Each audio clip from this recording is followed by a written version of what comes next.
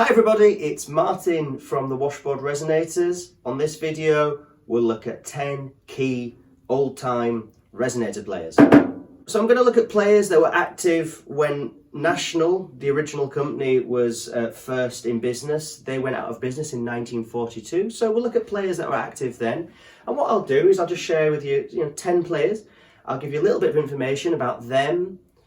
I'll give you a song that you can maybe go away and listen to as a good example of their music. I might even do a little bit of playing in their style to give you just a little taste of what they're about, and a little bit about their resonator use, and hopefully it will introduce you to new players.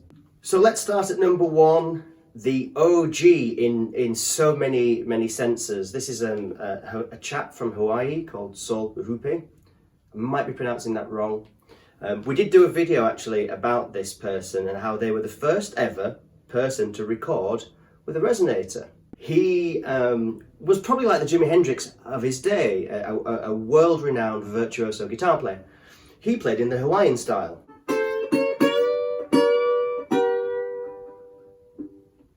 So National was looking for investment and they employed Mr. Soul to play their new Tricone guitars at a sort of a lunch meeting, a party to try and get investment from rich people in Hollywood.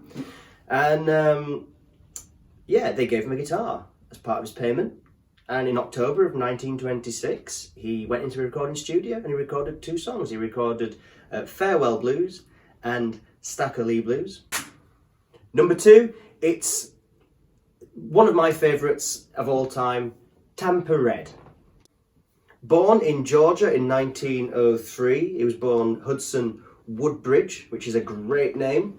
By 1928, he'd taken up with Ma Rainey, the famous blues singer. In the same year, he also bought a beautiful Style 4 Tricone. And I think it was in that year he also recorded a song called It's Tight Like That, which was a massive hit and really kind of forced forward what was known as the hokum boom. So this boom of a kind of music that was blues and jazz based, but kind of risque and sort of double entendre lyrics. Now my Tricone is in storage at the moment with the impending Washboard Resonators tour that starts this week. Ping. There you go. He played an open D. Let's get a guitar in open D and just demonstrate his style a little bit.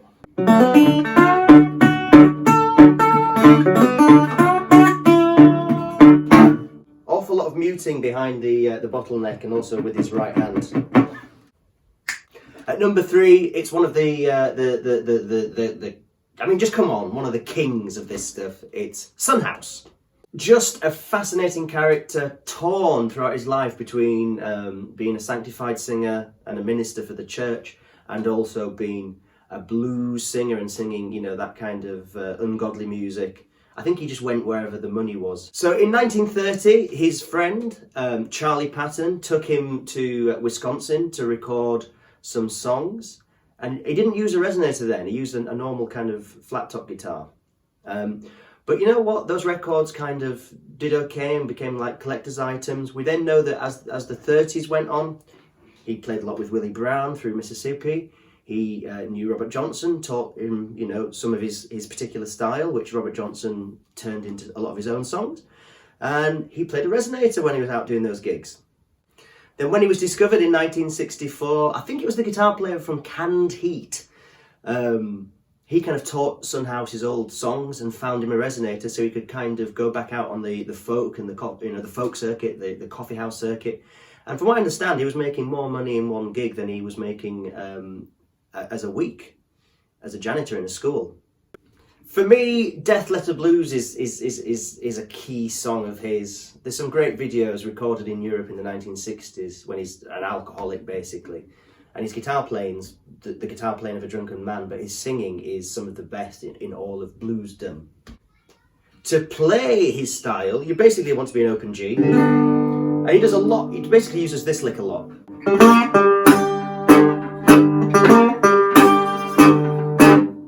I got a letter this morning, how do you reckon it read?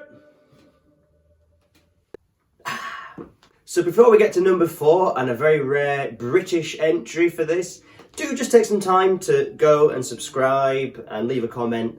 If you want to support the band, the best way is to join our mailing list. It's free, it takes 20 seconds, the link is below. It is by far the best way to help and support us.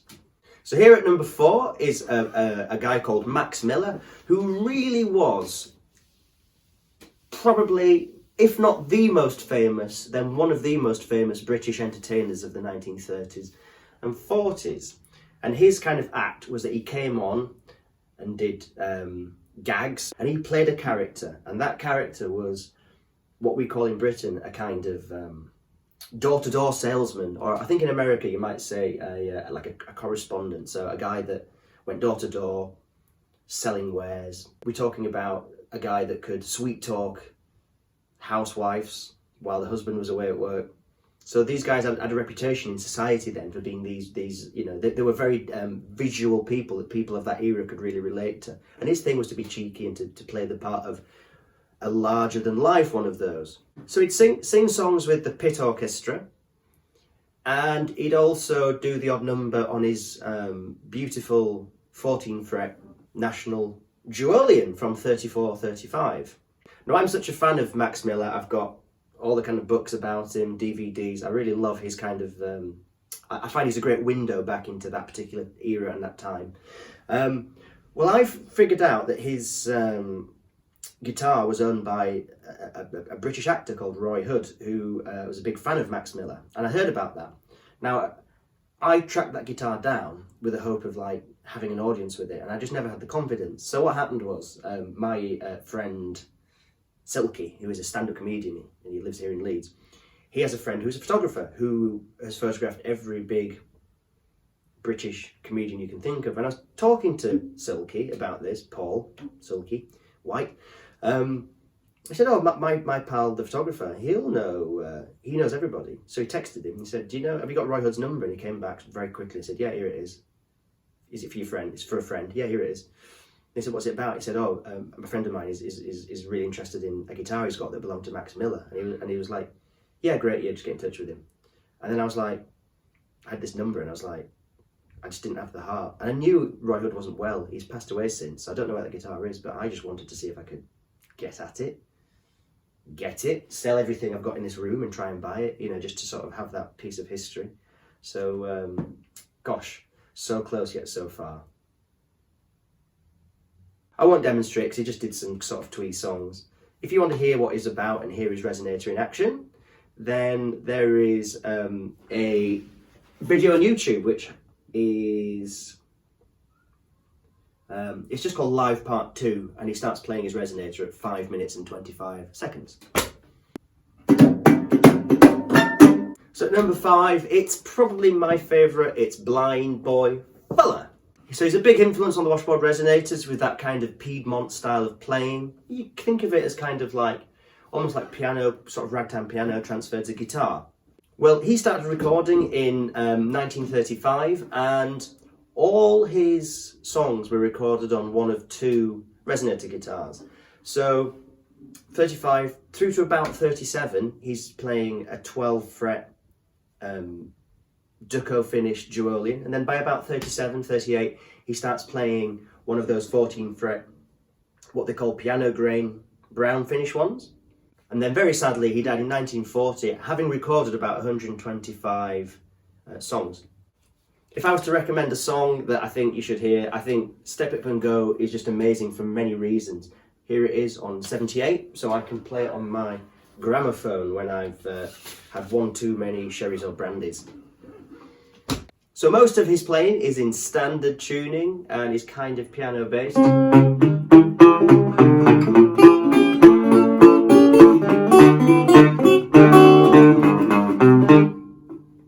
kind of get the idea.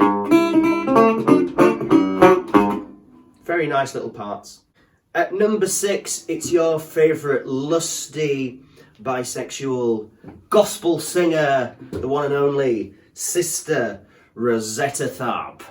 So born in 1915, by age 6 she was working professionally as a singer and a guitar player in her mum's travelling gospel band, and she was featured on the bill as I think the singing guitar girl wizard or something like that.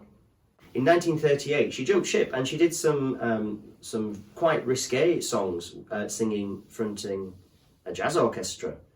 A song like Rock Me, which she sang very suggestively, and it really kind of caused a furore. I'm sure we're all familiar with the video of her playing a white SG and ripping and shredding in what's kind of like open, sort of almost C tuning, open C sharp-ish. And yeah, she's sort of famous for being that kind of, you know, older lady rocking out kind of thing, but she has a long history going back a long way from that bit of 1960s footage. So her style was to be quite chunky when she wanted to be in the rhythm, and then, you know, let rip with some quite nice stinging lead lines.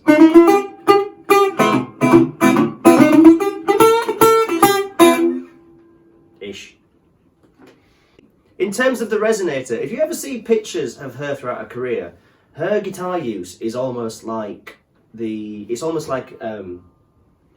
line of evolution of somebody playing like the coolest and probably sort of most expensive guitars of that particular time. And because she worked for so many decades, it really is like a history in guitar. So you see her, I believe that she had a normal wood body, and then she got a in the 30s, she had a 14 fret Triolian like this, but the 14 fret. And then later on, you see her, she's playing a Gibson L5 archtop. Then you see her with a Telecaster or a Les Paul. Then you see her with a Gretsch in the late 50s. And then in the 60s, she's playing one of those white Gibson Customs with the gold hardware, top of the line guitar. Yeah, she is an absolute amazing, beautiful beast of a wonderful person. There's a lot of information here, actually, isn't there? I'll better put put these songs in the description below. You know, if you're having a look there, do put in the comments any songs that you like by these people. Do mention anybody that you think we might be missing. That is always a big help. So next up at number 7 is Bo Carter, and Bo Carter has kind of two important lives in this kind of music. He played in the Mississippi Sheiks, and he sort of co-managed them to a degree, but also he did his own solo recordings, of which, you know, they've been featured on our video, the 10 rudest blues songs that we did. He's got songs like My Pencil Won't Write No More, Your Biscuits Are Big Enough For Me, which actually is my recommendation. That's my favourite of his. So again, songs in that hokum vein that came out from Tampa Red. He's a beast of a player again, and you know what, when he was rediscovered in the 60s, he was still playing his national style N that he bought back in the 32, 33-ish, I would guess, with that model. You know, and you can hear it on some of those Mississippi Sheiks recordings. You can hear it as a box fresh national on some of those, you know, Bo Carter solo records. It's there. And then when you hear some of the later kind of small label recordings, there it is still. You know, that guitar had a 30-odd year life with him, and by the end it was so worn out and the finish had gone from it. It's very cool. He plays in standard, he plays in open, you know, very kind of a lot of very good basic solid stuff, especially in the Mississippi Sheiks.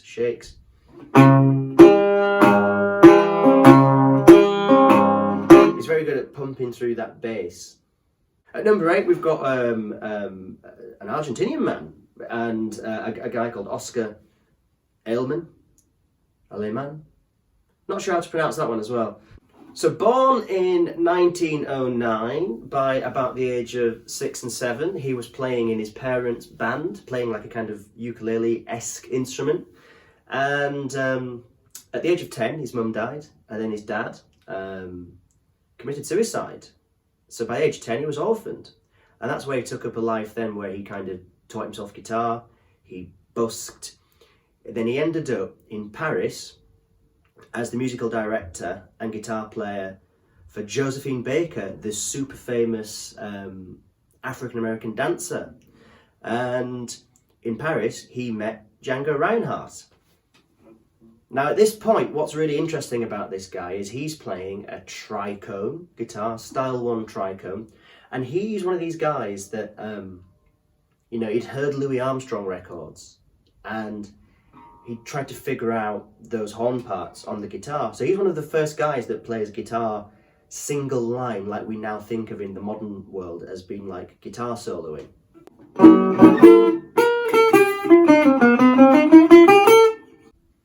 At number 9, it's another strong, feisty and amazing woman. It's the one and only Memphis Minnie. Now all my beardy rock friends know who she is because she wrote When the Levee Breaks, and Led Zeppelin did their histrionic cover of it. But there's so much more to her than that. So by age 13, she was busking professionally on Beale Street in Memphis, and when she wasn't making enough money busking, she would just prostitute herself.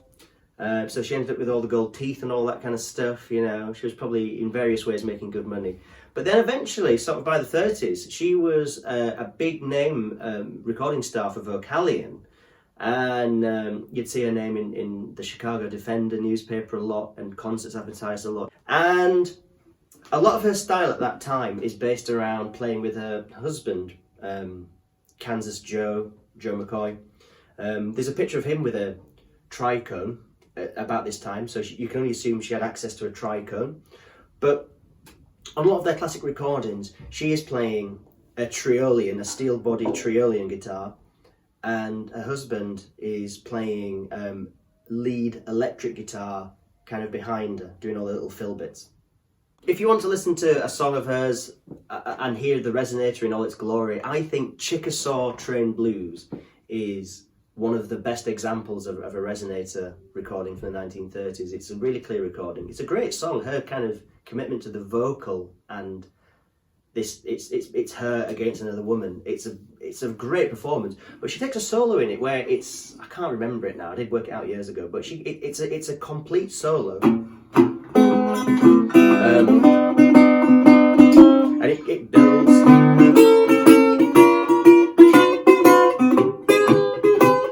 It builds and builds and builds, and it's got some lovely bits in it. Really good.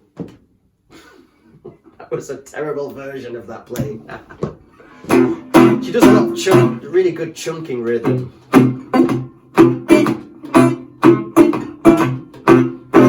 Very, very strong player. Oh, if you've ever read the book about Robert Johnson by his stepsister, Annie, she reveals in there that they'd have house parties and sometimes Robert Johnson would turn up at the house party with Memphis Minnie. She was like a friend of his, which is fascinating. And they play songs together. Never been heard of until she revealed that in her recent book. So here we are at number 10, and I struggled to because I kind of ran out of space for who to put in here. And there's another 10 people that could go in this slot. And I really struggled. I'm going to say at number 10, Scrapper Blackwell, simply because he's somebody that very few people are aware of, and I think he's worth sharing because of his influence on blues music. So Scrapper Blackwell did some recordings with a pianist called Leroy Carr in the 1930s, and they became massive sellers. If you listen to the song Mean Mistreating Mamma, that's a great song to listen to. Listen to that, then listen to some of the Robert Johnson songs, and you'll hear that the Robert Johnson stuff is a direct lift from that. But what you'll hear is that very nice kind of very nice boogie kind of piano sections. And then what you'll hear is the guitar doing kind of like, some chordal stuff, but then doing some really nice